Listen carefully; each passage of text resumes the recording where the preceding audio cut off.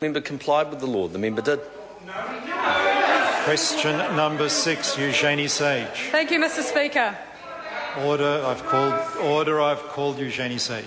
My question is to the Minister of Conservation and asked, has she considered making the decision herself on Milford Dart Ltd's concession application for a private bus tunnel rather than delegating it to a Department of Conservation manager, and if not, why not? The Honourable Kate Wilkinson. Mr. Speaker, I have considered it and have been advised that there is a long-held convention under successive governments that concessions under the Conservation Act are normally decided at departmental level.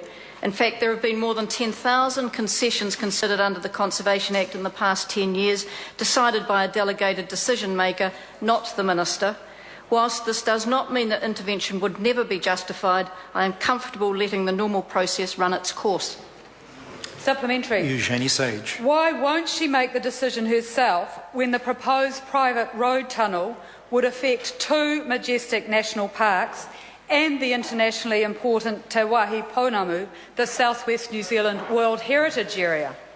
The Honourable Kate Wilkinson. Mr. Speaker, I'm aware that there are many issues in relation to the application, and there is no doubt that this is a contentious issue.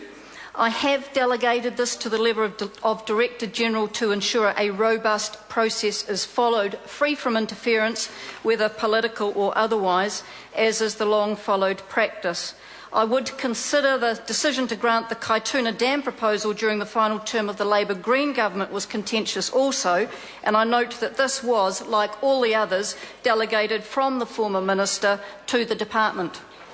Supplementary. Eugenie Sage. In leaving the decision to a departmental official, has she taken account of the high public interest in protecting Fiordland and Mount Aspiring National Parks, with 25,000 people, more than 2,000 of them from overseas, signing a petition calling for Fiordland National Park not to be dug up?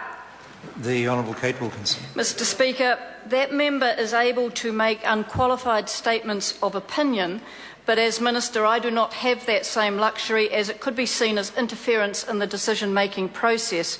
It would not be in the public interest for me to comment further at this stage, as it could compromise or jeopardise that statutory process, and it is important to remember, sir, that either or both parties, the applicant and or the objector, can seek judicial review of a decision not made in accordance with proper process.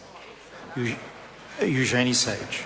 If the Minister won't give an assurance that she will make the decision on such a large private commercial use of 2 national parks, what type of commercial concession application would she decide, or does she want to avoid approving a development which would severely compromise the parks and the World Heritage Area? The Honourable Kate Mr. Speaker, the member is asking a hypothetical question. I'm dealing with applications which are on the table at the moment, which are going through their proper statutory process, free from political interference or otherwise. Eugenie Sage. Does the Minister believe that it's an appropriate way to celebrate the 60th anniversary of Fiordland National Park is to dig a tunnel in it and through Mount Aspiring National Park? And is she worried that instead of attracting tourists to visit a pristine Middle Earth, the journey will have to be rebranded as a visit to Mordor? The Honourable Kate Wilkinson. Mr. Speaker, I can only repeat what I've already answered. That member is able to make totally unqualified statements of opinion. I am concerned with making sure that the proper process goes through its course to make sure that there is less chance of judicial review from either side, and to make sure that proper process is obeyed.